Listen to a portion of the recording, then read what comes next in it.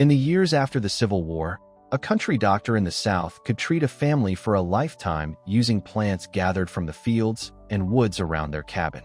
He charged little because the medicine grew for free.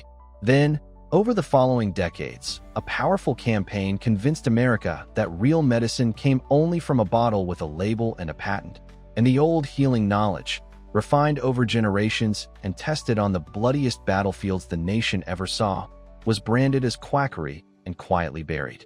Here is what they don't want you to remember. The herbal knowledge that carried families through the Civil War and the hard decades after it was not superstition. Much of it had real, documented medicine in it, mechanisms that modern science can now explain. Number 12 on this list was used to stop bleeding on the battlefield and is still studied for exactly that today. Number 5 was the frontier family's answer to infection long before the pharmacy existed. These 20 remedies weren't abandoned because they failed.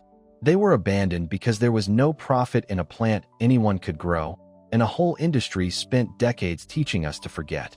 Your ancestors healed themselves with the land when there was no other choice, and they survived. Before we start, hit subscribe, because this knowledge is being erased, and somebody has to keep it. What you are about to learn is real American medical history. Let us count down. And of course, none of this is medical advice. It is history worth knowing. Number 20. Yarrow to stop the bleeding. On the battlefields of the Civil War, when the surgeons ran out of everything, the soldiers and nurses turned to yarrow, the common roadside plant whose crushed leaves pressed into a wound slowed the bleeding and helped it clot. It was called soldier's woundwort for a reason that stretched back centuries before the war. Your great-great-grandmother kept it growing by the door, and modern research confirms the plant contains compounds that genuinely affect blood clotting. The wounded who had it fared better than those who did not. Number 19. Willow bark for pain and fever. Long before the pharmacy bottled it, your ancestors chewed or brewed the bark of the willow tree to bring down a fever and ease aching joints and pain. The reason it worked was no mystery to chemists later. The bark contains the natural compound from which aspirin was eventually derived.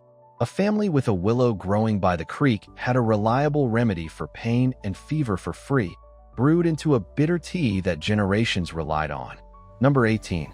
Elderberry for the winter sickness. First pattern break.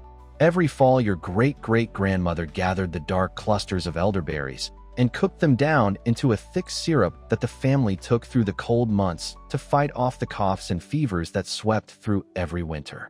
This was not folklore wishful thinking. Modern studies have repeatedly examined elderberry's effect on the immune system and respiratory illness, and the results keep pointing back to what she already knew. Her elderberry syrup sat on the shelf all winter, a spoonful at the first sign of sickness. Number 17. Honey on every wound. Before antibiotics, your ancestors packed wounds, burns, and sores with raw honey, and the wounds healed clean. They didn't know the science, only that it worked, kept the infection down, and sped the healing.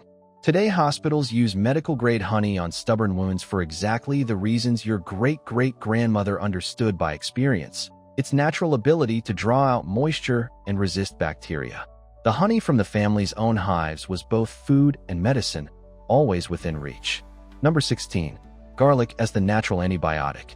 When infection threatened, your ancestors reached for garlic, eating it raw, crushing it into poultices, and using it to fight everything from chest colds to infected cuts.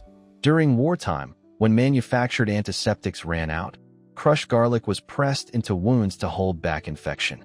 The plant's natural antibacterial compounds are well documented now, and the humble garlic clove in the kitchen was one of the most powerful medicines a family had against the infections that killed so many.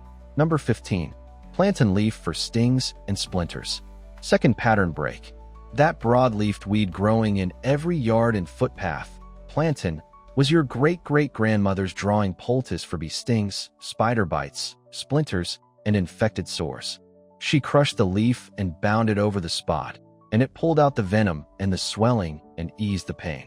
It grew everywhere, free for the taking, and the knowledge of this single common plant spared families endless misery from the small wounds of daily life on the land. Number 14. Peppermint and ginger for the stomach. A family's digestion was a constant concern in an age of preserved meat and uncertain water, and your great-great-grandmother kept the stomach settled with strong teas of peppermint and ginger. These calmed nausea, eased cramping, and settled an upset belly, and they are still the first thing many people reach for today. She grew the mint by the kitchen door and kept the dried root in the cupboard, ready for the colic of a child or the after-supper complaints of a grown man. Number 13. Mullein for the cough and lungs. The tall, soft-leafed mullein plant that grew in every waste field was your ancestors' remedy for coughs, congestion, and troubled lungs. They dried the leaves and brewed them into a tea, or even smoked them to ease a tight chest. In a time when respiratory illness was a constant killer, mullein was a gentle and trusted ally, and the plant has a long, documented history of use for exactly these complaints across many cultures. Number 12. Cayenne and pepper to stop bleeding and shock. Third pattern break. The old healers used cayenne pepper in ways that sound strange until you understand them, sprinkling it into a wound to stop bleeding and giving it in water to a person sinking into shock to rally the circulation. Battlefield and frontier accounts describe its use for hemorrhage, and herbalists still study its powerful effect on blood flow. Your ancestors kept the dried peppers because they were both food and a sharp, reliable medicine in an emergency when nothing else was at hand. Number 11. Sassafras as the spring tonic. Each spring, your great-great-grandmother dug sassafras roots and brewed the family a tonic tea meant to thin the blood and cleanse the system after a winter of heavy, preserved food and little fresh greenery. It was a ritual of the season across much of the country, a bitter, aromatic tea that marked the turn toward warmer days. Whatever its exact effects, it got the family eating roots and greens again and broke the long monotony of the winter diet.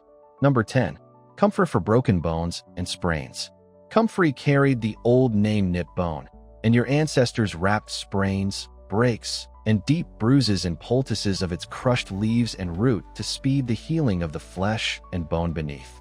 On the frontier, far from any surgeon, a wrapped and splinted limb treated with comfrey was often all a person had, and the plant's reputation for helping the body mend was earned over a very long time and is reflected in its very name. Number 9. Slippery elm for the throat and gut. The inner bark of the slippery elm tree, ground to a powder and mixed with water into a soothing gruel, was your great-great-grandmother's remedy for a raw throat, an irritated stomach, and a sick child who could keep nothing else down. It coated and calmed the irritated tissue and provided gentle nourishment to the very ill. It was so trusted that it remained an officially recognized remedy long after most folk medicine was dismissed, and it still appears in throat lozenges today. Number 8. Onion poultice for the chest. When a deep cough or congestion settled into the chest, your great-great-grandmother fried or roasted onions, wrapped them warm in a cloth, and laid the poultice on the chest or the soles of the feet to draw out the illness and ease the breathing. The warmth and the vapors brought real relief, and it was a gentle treatment safe enough for the smallest child. In a hard winter with sickness in the house, the onion poultice was a mother's faithful standby. Number 7.